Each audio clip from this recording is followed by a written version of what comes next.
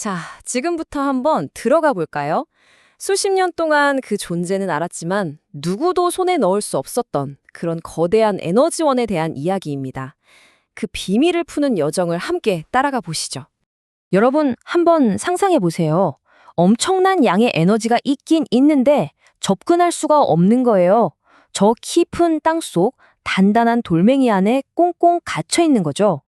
아니, 돌에 갇힌 자원이라니 대체 뭘까요?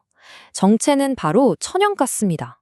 근데 그냥 천연가스가 아니라 쉐일이라고 부르는 아주 특별한 퇴적함 안에 갇혀 있는 거죠. 우리가 보통 생각하는 가스는 뭐랄까, 파이프만 꽂으면 콸콸 나오잖아요? 근데 이건 달라요.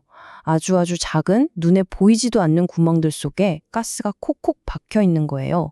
그러니 이걸 꺼내는 게 얼마나 어렵겠어요? 정말 상상 이상으로 힘들었죠. 자, 그럼 이 단단한 돌에서 가스를 꺼내려는 시도, 그 퍼즐의 첫 조각은 언제쯤 맞춰졌을까요?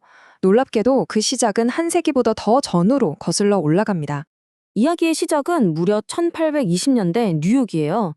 최초로 셰일가스 유정을 뚫긴 했는데 당시에는 이게 뭐 대단한 건 줄 몰랐던 거죠. 그냥 신기하네 이 정도. 산업을 뒤흔들 혁명이 아니라 그냥 하나의 해프닝처럼 지나갔습니다. 그러다가 시간이 한참 흘러서 1940년대에 들어서면서 드디어 이 퍼즐의 정말 결정적인 조각 하나가 등장합니다. 바로 수압 파쇄, 영어로는 프래킹이라고 부르는 기술인데요. 아주 간단히 말하면 강력한 수압으로 돌에 일부러 금을 내는 거예요. 근데 이 열쇠 하나만 가지고는 문이 안 열렸어요. 셰일함에서 가스를 뽑아내는데 이 기술을 써보니까 여전히 돈은 너무 많이 들고 나오는 가스는 너무 적고 한마디로 수지가 안 맞았던 거죠. 그럼 대체 뭐가 상황을 바꾼 걸까요? 아이러니하게도 전 세계적인 위기가 그 계기가 됐습니다.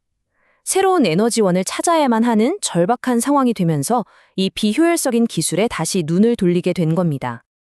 네, 바로 1970년대에 터진 오일 쇼크, 그 에너지 위기 때문이었어요. 당장 발등에 불이 떨어진 미국 정부가 직접 나서서 자금을 대기 시작합니다. 텍사스에 있는 바넷 셰일 지대 같은 곳에 여기 한번 제대로 파보자 하고 연구비를 쏟아부은 거죠. 자, 여기서부터가 정말 흥미진진한 부분입니다. 정부가 판을 깔아주긴 했지만 이 두 개의 열쇠를 가지고 마침내 잠긴 문을 연 건 바로 한 끈질긴 기업가의 집념 덕분이었습니다. 당시 업계 사람들은 다들 에이, 그거 안 돼 이랬대요. 마치 길바닥 아스팔트에서 가스를 뽑으려는 거랑 똑같다고 비웃을 정도였죠. 하지만 조지 미첼이라는 사람은 포기하지 않았습니다.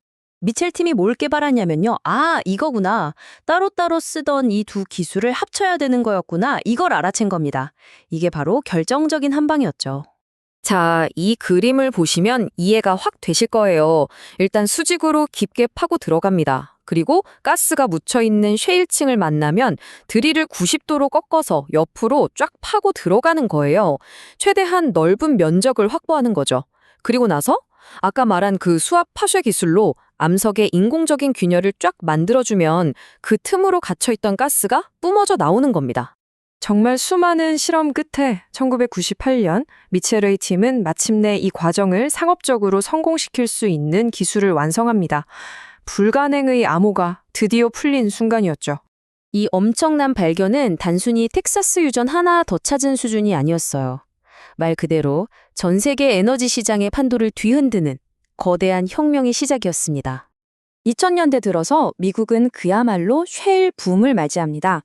셰일가스 생산량이 폭발적으로 늘어나면서 늘 에너지를 수입하던 나라에서 세계적인 에너지 수출 강국으로 완전히 탈바꿈하게 되죠. 이걸 본 다른 나라들이 가만히 있었을까요? 아니죠. 우리 땅에도 셰일층이 있는데? 하면서 중국, 아르헨티나 같은 나라들도 너도 나도 이 새로운 에너지 개발에 뛰어들기 시작했습니다. 하지만 이 새로운 힘에는요, 그림자가 있었습니다. 이 기술이 전 세계로 퍼져나가면서 우리가 과연 어떤 대가를 치르고 있는 건지에 대한 심각한 질문들이 터져나오기 시작했어요. 논쟁의 핵심은 크게 세 가지입니다. 첫째, 땅을 깨뜨릴 때 쓰는 화학물질이 지하수를 오염시킬 수 있다는 우려. 둘째, 가스를 채굴하는 과정에서 강력한 온실가스인 메탄이 새어나온다는 문제.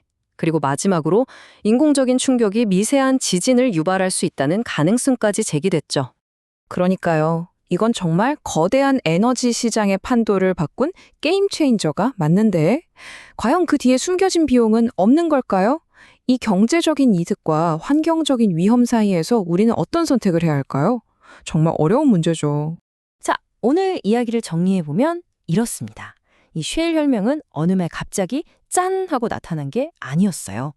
첫째, 수압화세와 수평 시추라는 두 가지 기술의 기가 막힌 결합이 있었고요. 둘째, 위기 상황에서 정부가 과감하게 초기 연구에 투자했죠. 그리고 마지막으로 조지 미첼 같은 기업가들의 포기하지 않는 끈기와 혁신이 있었습니다. 이 세 가지가 수십 년에 걸쳐 맞물리면서 기적을 만들어낸 겁니다. 셰일가스 이야기는 우리에게 많은 걸 보여줍니다. 절박한 위기, 정부의 지원, 그리고 민간의 창의력이 만났을 때 과거에는 불가능하다고 여겼던 것들을 어떻게 현실로 만들 수 있는지를요. 자, 그렇다면 기술과 인간의 끈기가 풀어내 다음 잠긴 자원은 과연 무엇이 될까요?